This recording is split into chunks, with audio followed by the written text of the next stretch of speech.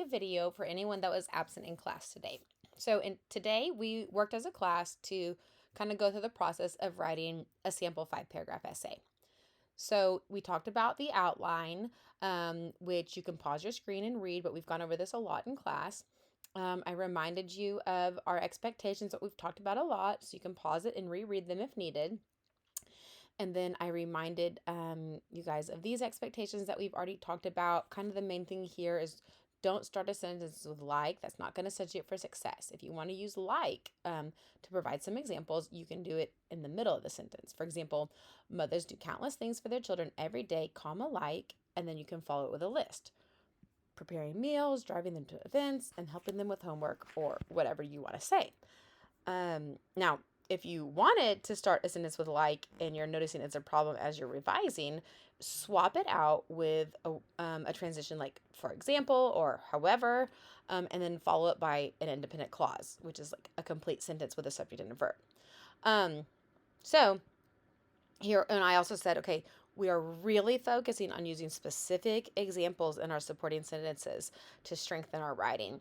And because we are trying to use our compound and complex sentences, I have an example of this here. So I could use a complex sentence to get specific by starting with an independent clause like my mom is selfless, and then following up with a dependent clause example like because she puts the needs of others above her own. Or I could use a compound sentence to get specific with 2 independent clauses joined by a comma and a fanboy. For example, she is very busy, comma, but she still makes time for me even when it's convenient for her. Now, if I write this last independent clause to really strengthen my writing, I would follow it up with another sentence giving me an example of a specific time when it was inconvenient, but she still made time for you or me.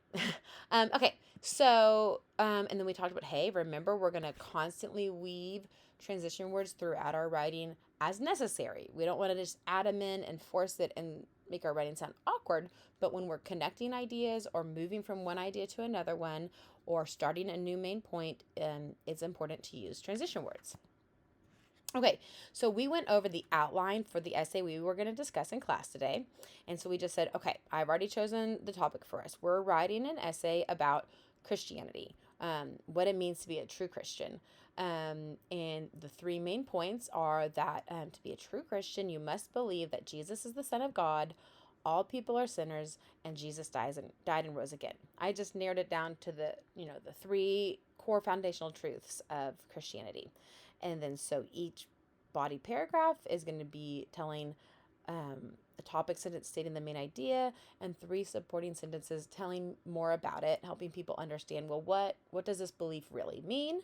And then in the conclusion, of course, our first sentence will rephrase the topic sentence in the introduction, and the last sentence in our conclusion will restate the 3 main ideas. Okay, so I just wrote the introduction for the class just to save time because I've got to squeeze a lot into 45 minutes. So this is the introduction that I pre-wrote for us. Okay, my topic sentence states the main idea of Christianity and has a general number word, several. So here it is. Several key aspects of Christianity set it apart from other religions. And then I added my extra information sentence, which we remember kind of supports or gets a tiny bit more specific than the sentence above it, but still stays super general because we don't want to give any of our facts from the body away here in our introduction. So one way to do this could be a follow-up sentence saying multiple denominations exist in the Christian church. However, they all share certain non-negotiable beliefs. And then my 3-point sentence in the introduction has to list my 3 main points. So here's how I did it. To be a true Christian, a person must believe that Jesus is the Son of God, all people are sinners, and Jesus died on the cross and rose again to save mankind from sin. So that's the introduction I already wrote. Then in class, I had, for the first body paragraph, I had written some supporting details, and as a class, we talked about what kind of topic sentence could we come up with to write here. So let's read the supporting details, and then maybe you can think of a topic sentence to add. Here are the supporting sentences.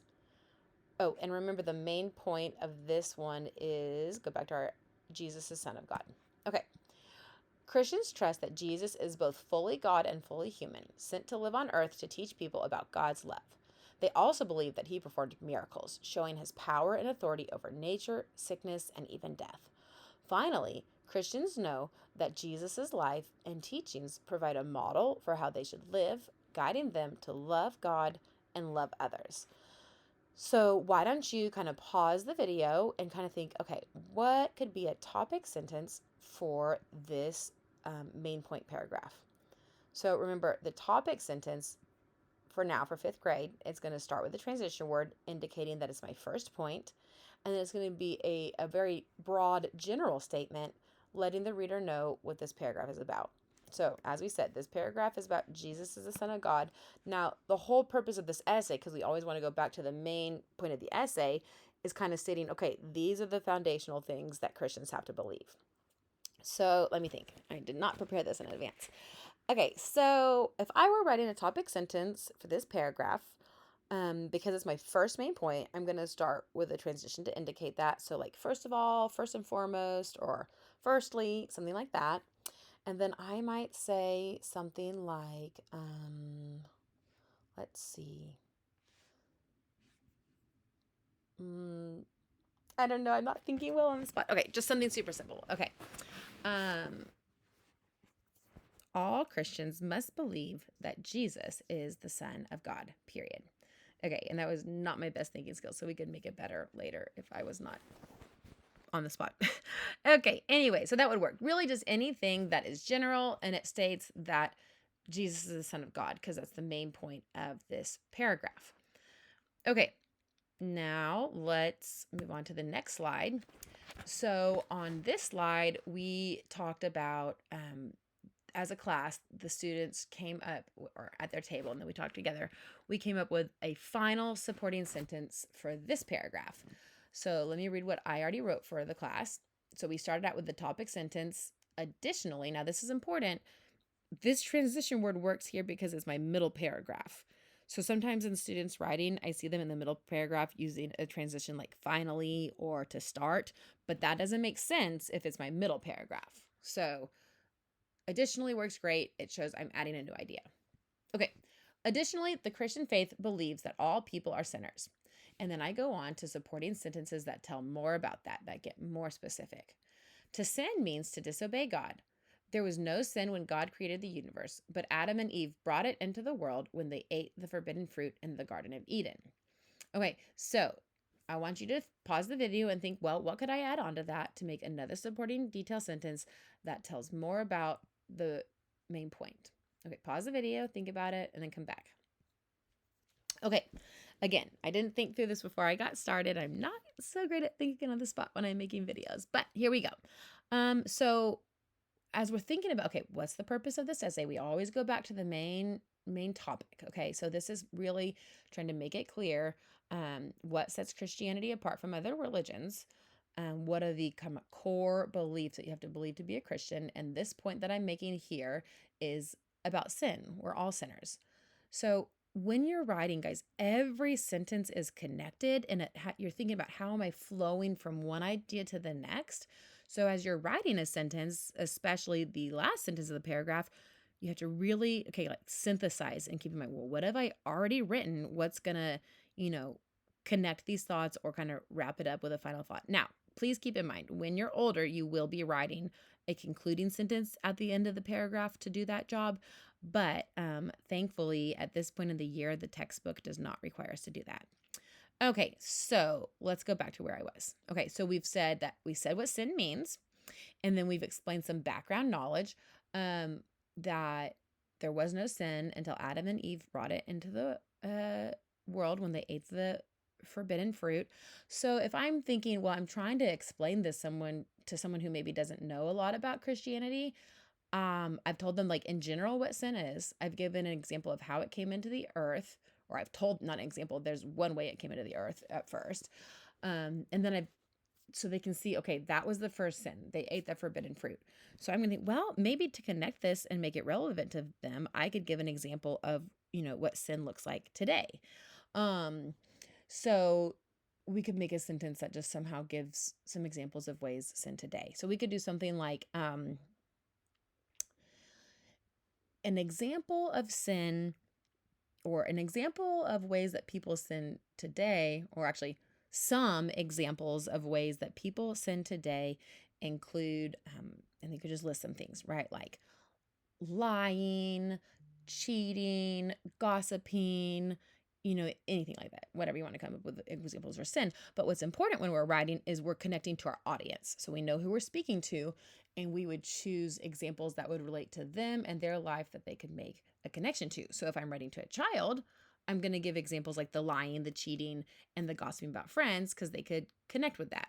If I'm writing to an adult, a different audience, then I would target sins that they might be more likely to struggle with. Okay, and then in class for our final paragraph, I'd written 2 options, and they kind of discussed at the tables, well, which one works better to accomplish our goal?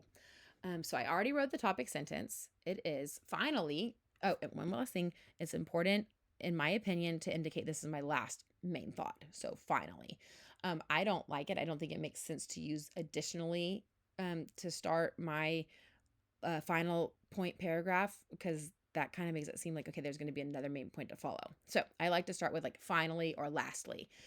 Okay, so finally, true Christians believe that Jesus died on the cross and rose again to save people from sin. So that's my topic sentence.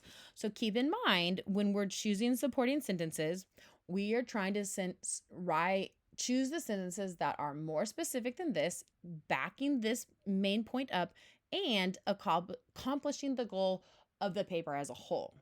So remember, kind of the goal of this audience, as we've been writing, is kind of more directed towards a younger audience, a less mature audience, people that don't know much about Christianity. And we're explaining, okay, why is Christianity different from other religions? What makes it so special? So we're just trying to help them understand like the core parts of our faith. We're not necessarily just, well, hang on. I don't want to go too far because that'll give it away. So let me read these, and I want you to think which one accomplishes our goal, okay? So here's option 1. His death shows God's great love for everyone because he gave his son to take the punishment for sin. His resurrection proves that Jesus has power over death and gives Christians hope for eternal life. Remembering what Jesus did helps Christians trust God and follow his teachings every day. That's option 1. Now here's option 2. Jesus died on a hill called Golgotha, just outside the city of Jerusalem. He was put on a cross and stayed there for several hours before he died. While he was on the cross, the sky became dark for part of the day, showing how important this moment was. So pause the video and make your decision. Which one do I think would be most important? And then, like, if you have a mom or siblings nearby, just in your own words, explain your thoughts. Okay, so coming back to me, as a class, here's what we discussed as a group in class today. Okay, so we said that both of these supporting sentence options, the sentences are strong and true and factual, but we're always thinking, what is the purpose of this specific essay? And which one I talked about in other videos, which one gets the job done that I'm trying to accomplish. So in this essay, we're not just trying to give random facts to just kind of inform random information. That's not our purpose. The purpose of this essay, well, I mean, I didn't talk about this with you, but it would be more like a heart essay to be like, hey, here at the core of our hearts, this is what we believe as Christians. And maybe we could share this with someone that doesn't know if they're a Christian yet or is curious about it. And so we would want to connect on like a heart level, not a factual level of, hey, this is what it means. These are the important things about Christianity. So for this essay, with this specific purpose, option 1 gets the job much better because it's explaining, hey, this is what you need to know. You need to know that his death was important because it's a sign of God's love for us. And it was so important because in that he took the punishment for our sins. And then we're going to go on to let them know, hey, the resurrection, it is so important because it proves that Jesus has power over death and gives us as Christians hope for eternal life. And then maybe if you were talking to someone, you'd be like, hey, it wouldn't mean anything if he just died, right? Like, that's a powerful thing because he came back from life and rose from the dead. And then we could connect this and kind of like apply it to their lives. Well, remembering what Jesus did helps Christians follow God and his teachings every day. And so that's more achieving the purpose than we wanted. Now, I think these facts in option number 2 are great and interesting facts. They're just not doing the purpose we want in this essay. So I hope that makes sense. Okay, and then as a class, the kids kind of talked at their table and they thought, okay, what would be a good conclusion to match the introduction? And so we've already talked many times in class that our conclusion is going to kind of rephrase the first sentence in the introduction first, and then we're going to restate our 3 main points. So I know this video is getting kind of long, so I'm just going to make a simple, generic, quick conclusion. Okay, but remember, when we're writing our conclusion, the upper school teachers don't want you to start with a transition word, like in conclusion or in summary. So don't do that. Just go straight into your thought. And again, I did not pre-think of my thoughts, so let me do this on the spot.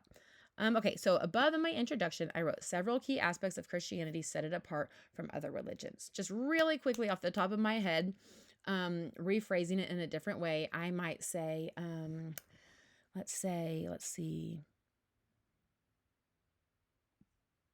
Many of the core beliefs in Christianity set it apart.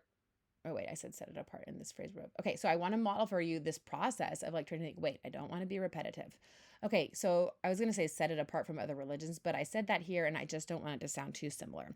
So let's try again. And the goal I'm trying to say here is really just to say, okay, hey, Christianity is different from other religions for several reasons. Hey, there we go. Just in my thoughts right now, I came up with it. It could be that simple. Okay, we could say Christianity is different from other religions for many reasons, and that's simple and it gets the job done.